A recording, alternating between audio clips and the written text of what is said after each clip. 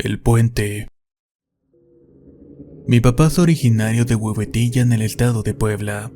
En aquel tiempo los pueblos estaban divididos por un río, así que las personas pasaban de un pueblo a otro mediante un pequeño puente peatonal. Pero como era mucha la necesidad de transporte, en poco tiempo se decidió hacer un puente para que se pasaran coches sin transporte público.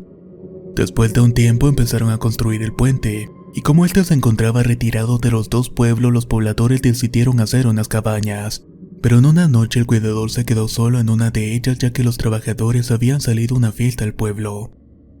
Antes de dormir, el vigilante empezó a escuchar una voz que le hablaba, así que asustado empezó a rezar, ya que dicen que por esas partes aparecía el diablo. En cuanto el vigilante rezó, también comenzó a recibir golpes y entre más rezaba, más fuerte era golpeado. En ese instante recordó que cuando el diablo o algo malo empieza a agredirte o molestarte físicamente, lo que se debe de hacer es decir groserías. Así que comenzó a decir varias groserías al aire y efectivamente los golpes empezaron a cesar.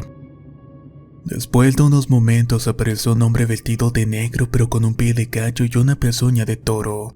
El vigilante, asombrado y con un miedo que le llegó hasta los huesos, no pudo correr ni mucho menos hablar.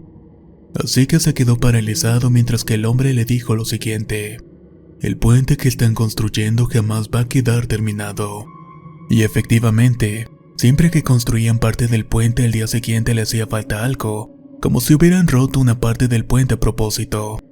Entonces terminó diciendo: si quieren terminar el puente, entonces necesitan ofrendarme almas.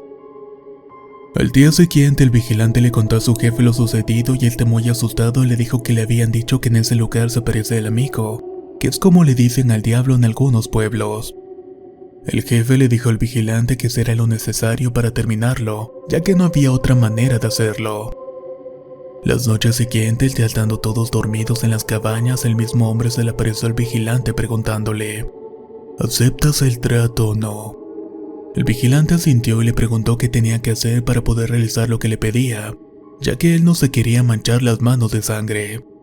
El hombre le contestó que no sería de esa manera, que él solo necesitaba el permiso de alguien del pueblo para poder empezar a cobrar el precio. Al cabo de unos meses la obra iba quedando muy bien y luego de 4 meses el puente por fin quedó terminado.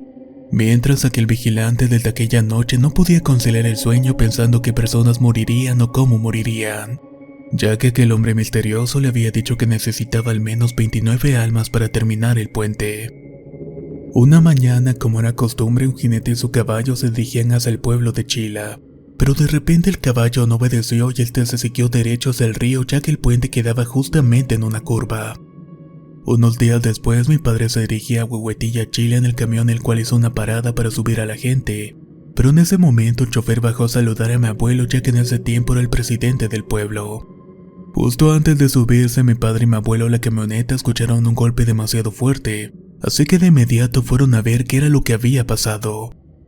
Para su sorpresa, el camión se había caído en el río y mi padre quedó muy impresionado por lo sucedido. De aquel accidente, de las 18 personas solamente sobrevivió una, la cual hasta la fecha aún sigue viva. Pasaron 21 años desde el accidente del camión y un día fuimos de vacaciones al rancho, ya que mi padre en ese tiempo vivía en la Ciudad de México. Yo contaba con apenas 10 años de edad. Íbamos con mis abuelos de visita regularmente y ese día nos llevaron a ver cómo se hacía el piloncillo.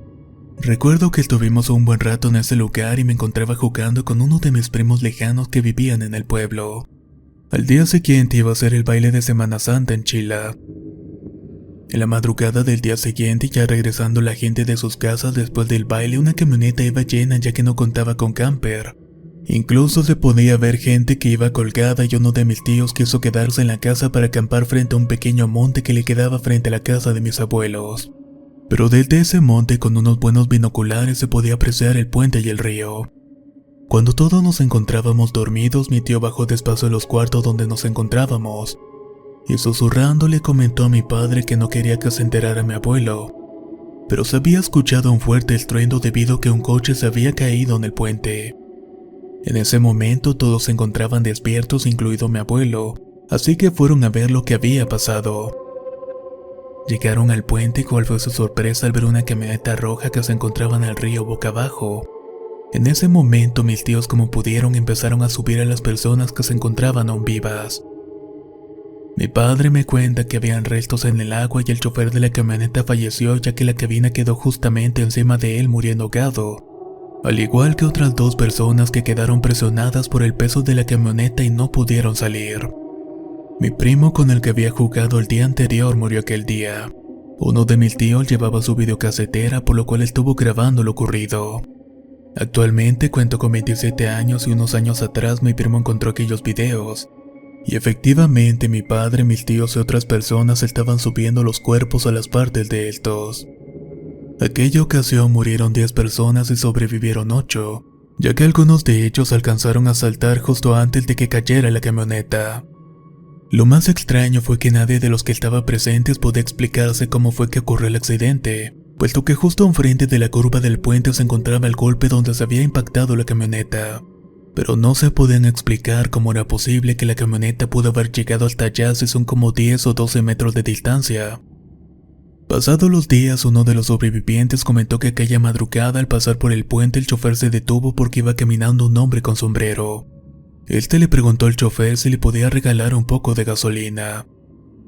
Era algo muy raro ya que el hombre se encontraba caminando en el lado contrario del pueblo más cercano. ¿Por qué ir hacia el otro lado del pueblo por gasolina si el pueblo más cercano estaba en el baile? Y era mucho más sencillo que lo pudieran ayudar.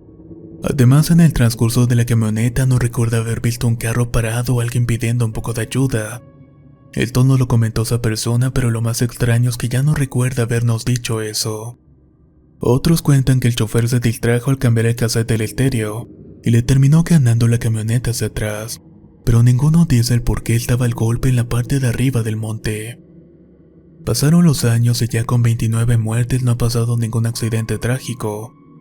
Lo que sí recuerdo es que después un bocho justo en la misma curva se quedó sin frenos y se fue derecho, pero este quedó arriba de uno de los árboles que se encontraban abajo. El chofer simplemente se bajó y fue a pedir ayuda al pueblo para solicitar una grúa y poder subir su carro. Ahora se encuentra una cruza donde está el golpe de la camioneta, y justo en la curva hicieron una pequeña capilla a la Virgen de Guadalupe.